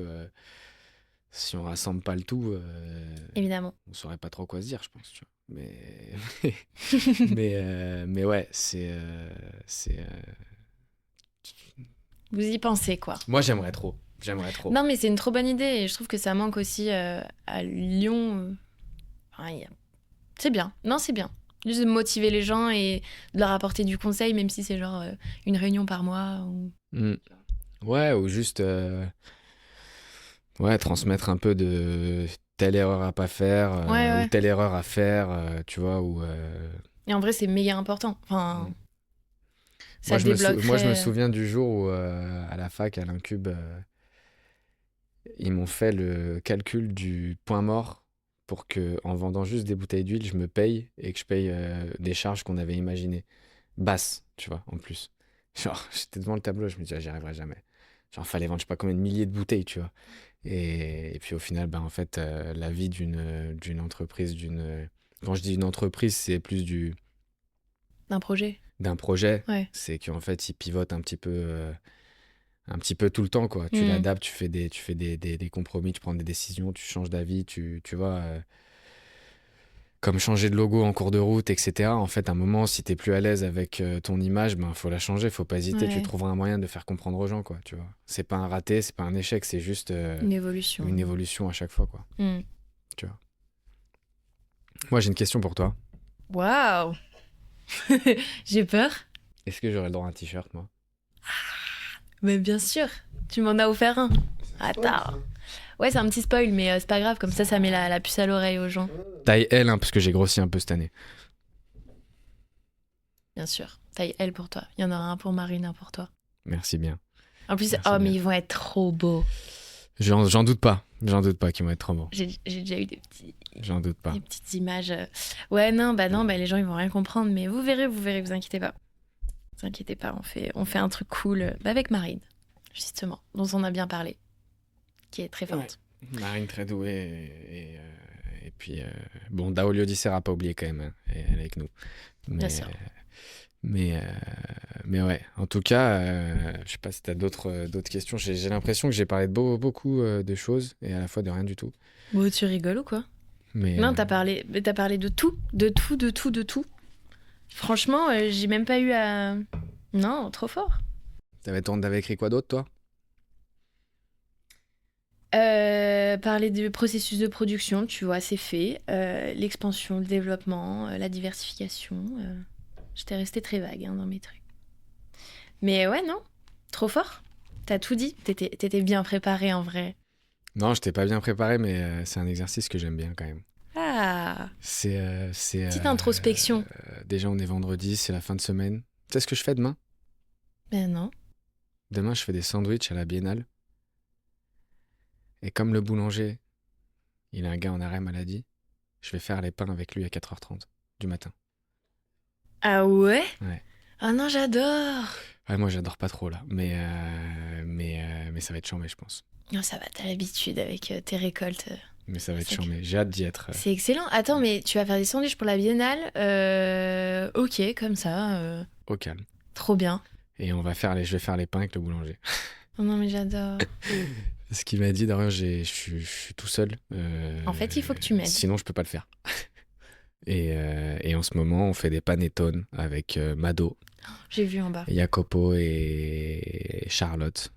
Je pense, honnêtement, que ça vaudrait le coup que tu les interviewes. Ah, mais de ouf.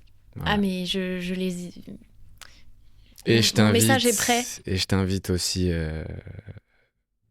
à solliciter peut-être, je sais pas s'il te répondra, mais Family First, Julien Ah Favre. ouais, non, mais là, ça me fait peur. Hein. Parce que lui, c'est vraiment Ouais, c'est du lourd, là. un boss de fin, comme on dit. Tu vois. Et tu penses que je pourrais faire quoi Et avec il est lui? d'une humilité que t'as jamais vue. Il préchote tes questions. Ouais, grave. Et Ah tu ouais, pen- mais non, mais tu penses que je ferais quoi avec lui? Là, par contre, faudra lui poser sa vie, son parcours. Le mec est trop chaud, il connaît tout le monde. Ouais, c'est De c'est fascinant. Paris jusqu'au Vietnam, jusqu'à New York, je suis allé à New York, il m'a donné toutes les meilleures adresses. Il m'a donné toutes les meilleures adresses, pizzeria, restaurant, tout. J'ai fait que les adresses qu'il m'avait données, c'était tout le top du top. C'est quoi ta meilleure adresse à New York? Ma meilleure adresse à New York, Ouais. franchement, c'était la pizzeria OPS, qui est dans le top 50 des pizzas d'ailleurs. Ok. Et c'est Julien qui me l'avait donné. Et c'était incroyable. C'est au fin fond de Williamsburg, à Brooklyn. Et c'était trop bien. Et il y a aussi à Brooklyn Colonia Verde, que j'avais beaucoup aimé. C'est un restaurant, ça, pour le coup. Que j'avais grave aimé. Et il y en a un autre aussi que j'ai fait, mais que j'ai kiffé plus pour l'ambiance. Et c'était la Havana, un truc comme ça. Je me rappelle plus le nom. Là. Faudrait que. Putain, ça, je l'avais pas. Ça, je l'ai pas en tête. Mais après, à New York, on a quand même bien mangé. Il y a Burger America aussi, qu'on a fait au comptoir. C'était trop bien. Genre, c'était vraiment stylé. C'est fast-food, mais c'était stylé. Ouais. Et on a kiffé. Et le mec à côté de nous, il a pris un burger. C'était genre 2 steaks, une tranche de cheddar au milieu. Et sur le steak du haut, entre le steak du haut et le pain, ils ont mis une motte de beurre. Et c'était vraiment étrange. Mais je me suis dit... Attends. Entre le pain Ouais. et le steak, ils ont mis une motte de beurre. Ouais. Une motte, une grosse motte? Une petite boulinette de beurre comme ça. Mais- Et le beurre, il a fondu. Mais tu sais, le beurre un peu margarine à l'américaine, là, tu vois. Bah... Et c'était vraiment bizarre. Genre, Les Américains. avec ma copine, voilà. Mais lui, c'était l'américain pur, tu vois. Et avec ma copine, on a regardé comme ça. Mais tu sais, il n'y avait rien d'autre dans le burger. Juste cheddar, steak, beurre. Pas de verdure, hein. Ouais. Surtout pas. Et peut-être il y avait des oignons, mais petite mode de beurre qu'ils font. Burger américain. C'est un concept. Et, Ok. et voilà. Mais Colonia Verde et OPS, c'était incroyable. Et je vais quand même le citer aussi, MAM, NIC, qui est un restaurant asiatique. Et j'avais pas compris ce que j'avais commandé sur la carte, parce que je suis pas hyper bon en anglais, j'ai un peu perdu l'anglais. Et en fait, on a mangé un truc, genre, même le gars, le patron du resto, parce que c'est pareil, c'était Julien Julien, il avait habité à New York, il m'a donné l'adresse, et le gars était venu nous voir à table, et il nous a dit, ça, c'est une aventure, tu vois. Et genre, en fait, j'ai bouffé un pied de poulet, pas trop frit d'ailleurs, tu vois. Ah. Un cartilage de pied de poulet. Et genre, j'ai croqué dedans, j'ai regardé ma copine, j'ai dit, oh putain, c'est quoi ce truc? Mais j'avais pas capté que c'était ça. Et j'avais pas compris sur la carte que c'était ça. Mais c'était incroyable. Tout le reste de la carte était top, par contre. C'est quand même incroyable. Mais c'était incroyable. Mam Ok. and Icy. Ok, bon, bah, ceux qui vont à New York. Et ça, c'était voilà. dans le centre. C'était vraiment cool. Ok, stylé. Voilà, ça m'a donné envie d'aller à New York. Mais avant, je vais aller en Italie. Je fais petite boîte à questions. Vas-y. Où je te balance des questions, tu réponds comme tu peux. Et voilà. Et après je te lâche, je Là, te laisse c'est le moment où tu tranquille. peux répondre des trucs un peu beaufs. Mais fais-toi plaisir. Ton spot préféré à Lyon? Quand je dis spot, c'est genre un endroit où tu te dis Lyon, c'est trop beau. Genre un endroit où t'aimes bien être. Ah, ben, mon enfance, le parc Belvédère à Fourvière. Le jardin des curiosités, en fait, pas le parc Belvédère. Le jardin Ok. des curiosités où j'ai passé beaucoup de temps. Je travaillais à l'hôpital de Fourvière quand j'étais plus jeune, juste à côté. Tu travaillais à l'hôpital? Ouais, les week-ends et l'été, avec les personnes âgées. Ça aussi, ça t'apprend la vie. Et le parc, le jardin des curiosités, quand t'es là-haut, que tu as envie de penser à 2-3 trucs, tu vois, c'est pas mal. Après, il y a un autre endroit vers chez mes parents, dans mon quartier, comme on dit, mais je pense pas que tu vas connaître, c'est Dis toujours. c'est une impasse.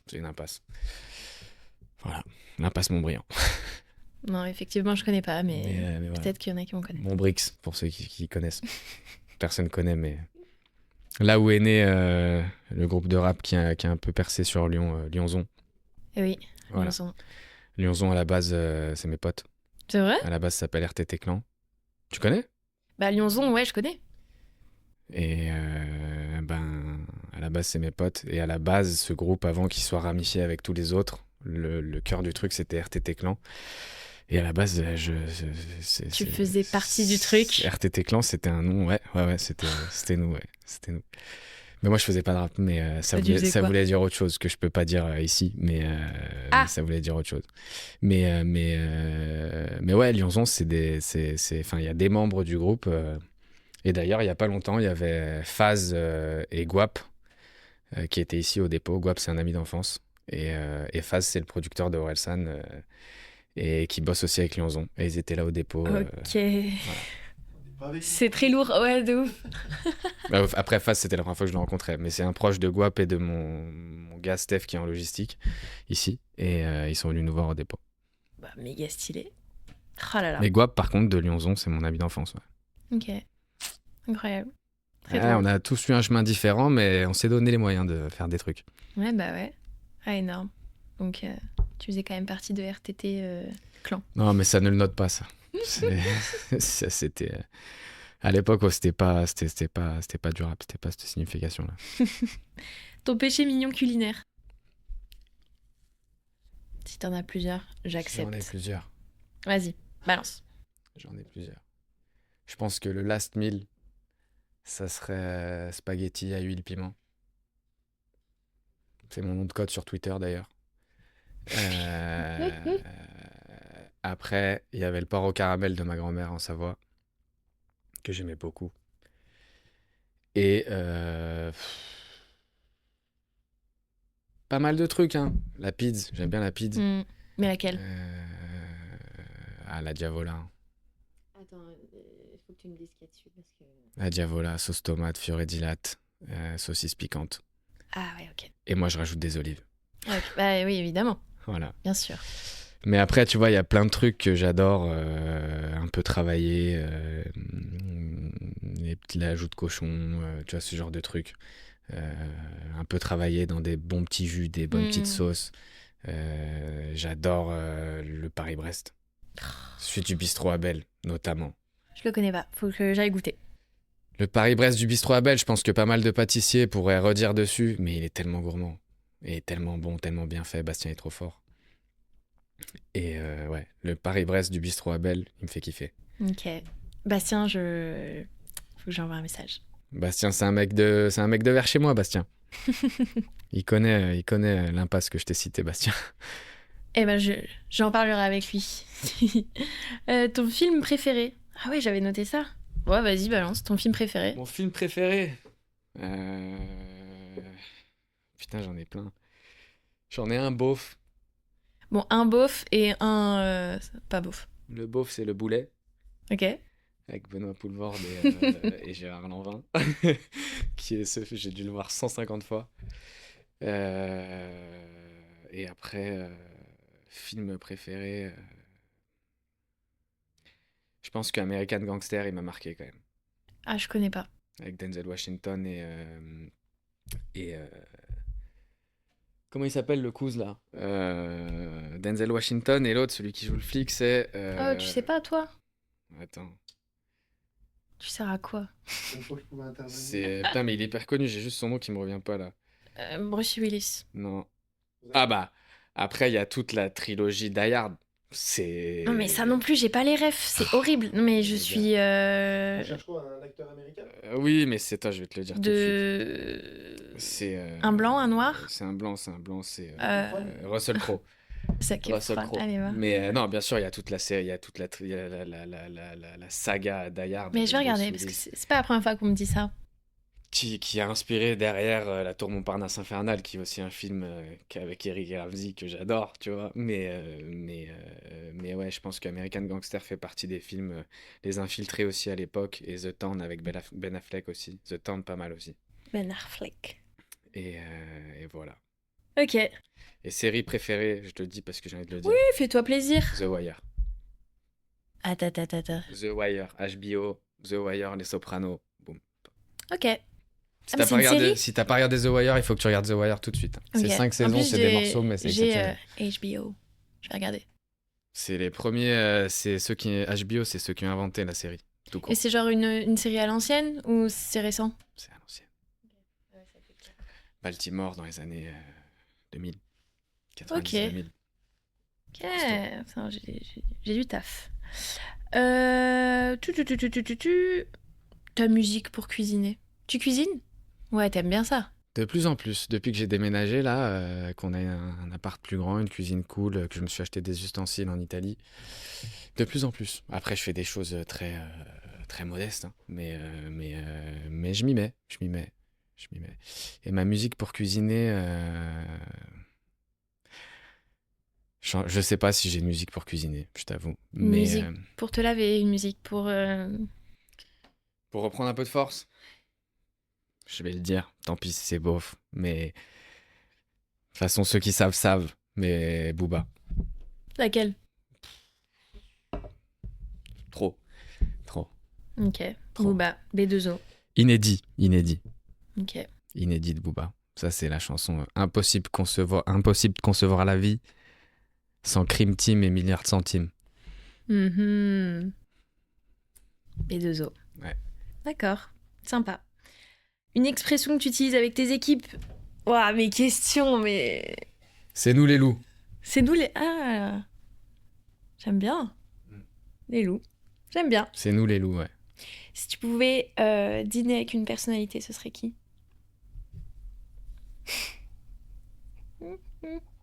Elle est bien celle-là. Hein. Vous l'aimez bien? Celle-là elle est bien. Dîner avec une personnalité. C'est qui toi, Louison? Bah justement, j'ai réfléchi, je sais pas. Franchement elle est dure celle-là. Hein. Cristiano Ronaldo. Tu sais quoi, Allez, elle est dure, donc je vais répondre quelque chose de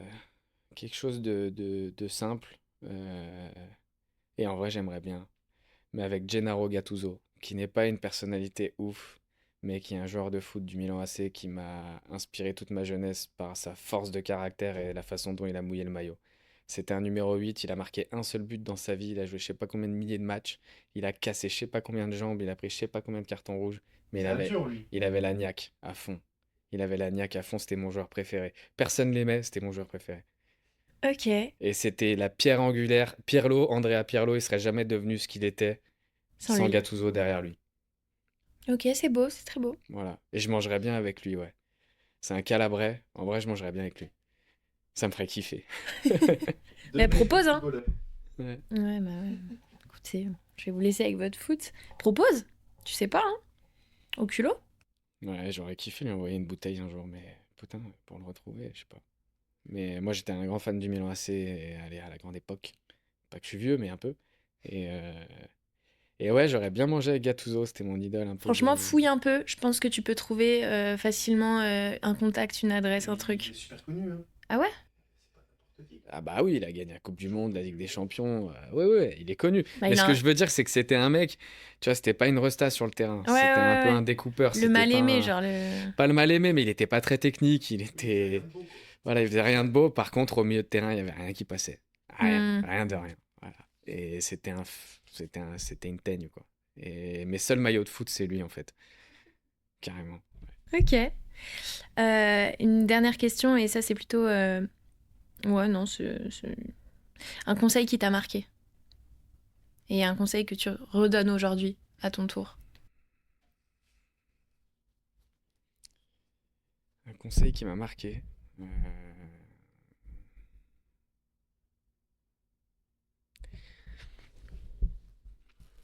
La colle. Je sais pas qui me l'a donné, en vrai. Mais je l'ai compris un peu avec le temps. Tous les obstacles, tu dois les transformer en opportunités, en fait. Et surtout là, dans ce qu'on fait, voilà. La peur de l'inconnu, c'est notre métier, en fait. En fait, c'est ça, je pense. Hmm. Tous les obstacles, toutes les équations où tu trouves pas l'inconnu, faut en faire une opportunité. Et ouais. C'est comme dans le foot, en fait. Les joueurs passent, le club reste. Ouais. Voilà. Et c'est ça que j'essaye de m'appliquer, quoi. Ok. Pas mal. Pas mal du tout. Et si je devais en donner un, c'est croyez en vous, hein. Believe. Croyez en vos rêves. Non, c'est beau, j'adore. J'ai adoré. Est-ce que tu veux rajouter des petites choses Franchement, là. Moi, j'ai kiffé. Trop bien. Moi aussi, j'ai m'adore- passé un bon moment. Ça fait combien de temps là qu'on tourne Ah, tu vois, c'est la première fois que je regarde même pas. Je pense qu'il y a des gens qui vont nous écouter jusqu'au bout. Je pense qu'on va le couper en deux, non? Je sais Je pas. pense qu'il y a pas mal de gens qui vont pas nous écouter jusqu'au bout. Ouais. Mais si, parce que c'est des gens qui t'aiment qui vont t'écouter. Mais si. On est- Mais c'est vrai. Enfin, les gens. Mais pas oublier qu'on est personne dans ce bas monde, hein. Oui, d'accord, mais je veux dire, les gens qui t'aiment, ils vont t'écouter jusqu'au bout. Ouais. Genre ta famille, tes potes. Je pense que ma mère, elle va écouter jusqu'au bout. Ma mère, elle est associée Ah ouais. aussi dans cette entreprise. C'est vrai? Dire bonjour. Oh, tu l'as même pas dit.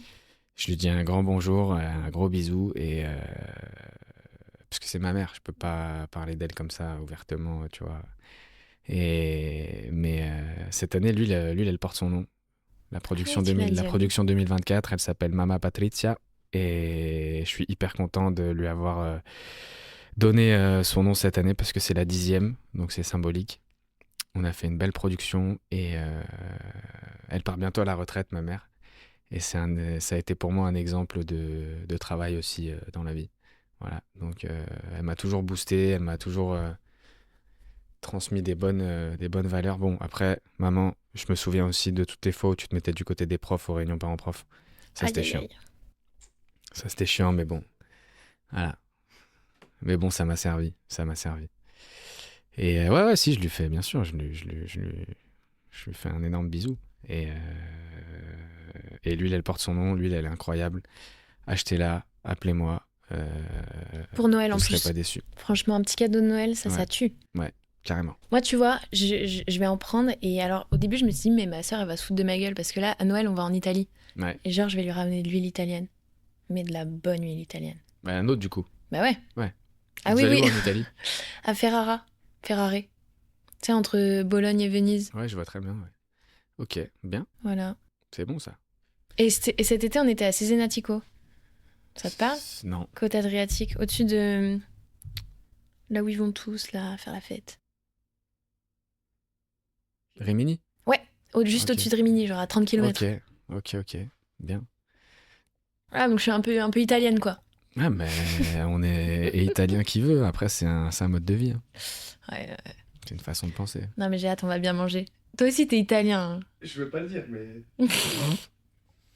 Mais Vraiment. toi, t'as la coupe déjà. Non, mais tu sais que je suis vraiment. Toi, t'as la coupe. Ouais, mais j'en doute pas. Hein. Putain, on t'entend doute pas, pas. ça. Je voulais le dire tout à l'heure. Arsène est italien, voilà, il veut que vous le sachiez. Bon, bref. Ouais, non, ça fait 2h35 qu'on enregistre, c'est un truc de ouf. Après, tu pourras couper des trucs. Hein, et- Mais je veux rien couper, tu rigoles quoi, c'était trop bien. C'était trop bien. Moi, j'ai kiffé. Je suis trop contente que toi, t'aies kiffé, que t'aies passé un bon moment. Parce qu'au Ouais. début, t'étais un petit Non, peu le stressée. moment était très cool. Le moment était très cool et vous êtes des belles personnes. Ah. Moi, je vous suivais sur les réseaux quand vous avez commencé. Je vous écoute pas mal en voiture, en plusieurs fois, Ouais. en fait. Tu vois, le podcast de Steven, je l'ai écouté à plusieurs reprises en voiture. Celui de Sarah aussi. Et là, j'ai pris un sandwich chez Alma à midi, juste avant d'aller chez le coiffeur. Et le sandwich teriyaki était complètement dingue. Et du coup, je vais écouter son podcast. Tu vas halluciner. Parce que le sandwich était méga bon à 6,90. Alors que 6,90 dans d'autres boulangeries, t'achètes un truc Un peu éclaté. sauce béarnaise, tu vois ce que je veux dire. Mmh. Et là, le sandwich était trop bon. Et donc, c'est le prochain que je vais écouter. Voilà. Tu vas kiffer. Enfin, j'espère que tu vas Parce kiffer. que Tu ma me meuf, diras. elle monopolise un peu les podcasts dans la salle de bain, tu vois, le soir, à écouter ses trucs à elle et tout. Elle écoute quoi? J'écoute aussi, hein. Bah, elle écoute des trucs un peu. En ce moment, elle écoute des trucs, tu sais, un peu sur le féministe, quoi, tu vois. Ah, c'est bien. Tu sais, histoire de nous remettre un peu à notre place, tu vois, parce que nous, moi, je suis un immense macho, tu vois, c'est bien connu, donc. Mais j'écoute. C'est déjà bien. Je m'y intéresse. Et puis des trucs aussi un peu sur l'entrepreneuriat, une fois que tu as fondé une famille, etc. Des petites choses comme ça, tu vois, des petites perspectives. Ok. Petite perspective de vie, quoi. Mais je vais imposer un peu mes podcasts aussi, moi, de temps en temps. Vas-y, impose charbon. Mais trop bien. Longue vie à Olio di Serra. Comment on dit longue vie en italien? Longa vita. Oh, c'est vrai? Non, je sais pas si on dit, on dit un bocca al lupo. Ça veut dire bonne chance, bonne continuation. Un bocca al lupo. Ouais, voilà. Un bocca al Je sais pas lupo. vraiment si on dit longue vie, mais ouais, on dit comme ça. Et bah, un bocca al lupo à Olio di Serra. Merci. Un bocca al lupo e buona fortuna per Charbon. En tout cas, le nom, il défonce. Ça, je t'avais déjà dit. Ah, merci, Mais le nom, il est oui. très cool. Charbon, c'est chambé. Merci. Bah, franchement, merci beaucoup. On va te laisser tranquille. J'espère que ceux qui nous ont écoutés ont adoré, ont kiffé le moment. Moi, j'ai trop aimé. Je sais pas comment on va sortir l'épisode, si on balance 2h30 comme ça, si on le découpe, j'en sais rien, on verra. Mais Après, à toi de voir. C'est toi avec ton ingé son. et Flo qui n'est pas là, Il mais arrive. qu'on embrasse. Quoi, il arrive? Bah, tu sais, il a fini les cours. Je lui ai dit qu'on était là, je le ramène à Bourg. Mais il est en voiture? Non, Mais il arrive comment? Transport. Mais il est beaucoup trop chaud là, enfin. Ok. Il est passionné. Hein. Bon, magnifique. Voilà, allez. Merci beaucoup Dorian, des bisous et Merci Et à à toi, bientôt, Louison. quoi. Merci de m'avoir sollicité. Et merci, Arsène. Et bon courage pour demain. mais on t'entend pas en fait. Demain, Oui. venez à la Biennale. Hein. Petit marché de Noël, petit sandwich. On n'est pas là. Moi, je viens, Mais on n'est pas là. je vais à la boulangerie. Ah, c'est tombé. Même moi, je suis pas sûr d'y aller, moi. Oh non, t'as dit que t'y Si, allais. je vais y aller. Tu peux pas laisser Damien tout seul. C'est kiffant. Juste une journée, tester une journée. Ouais. Et Après, c'est le réveil qui va être difficile et après. d'ailleurs, je vous fais la petite dernière anecdote. Parce qu'elle était folle dingue. Les sandwichs que je veux faire, c'est une recette typique de mon village de Serra Capriole.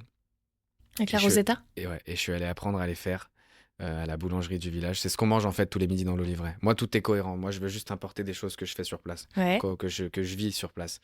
Et la Rosetta, c'est un sandwich, c'est ce qu'on mange tous les midis dans l'Olivret, qu'on achète au panificio, au four en fait, en bas. Et je suis allé passer la nuit au panificio avec le boulanger. on commence à 23h. Vers minuit et demi, il me dit je reviens Dorian. Il se barre comme ça. Tu sais, le mec, soixantaine d'années, tu vois. Il a une grosse boulangerie, il a un restaurant, il en a un autre dans une autre ville. Le mec, il revient une demi-heure après. Dernière Ferrari rouge, hybride. Bien.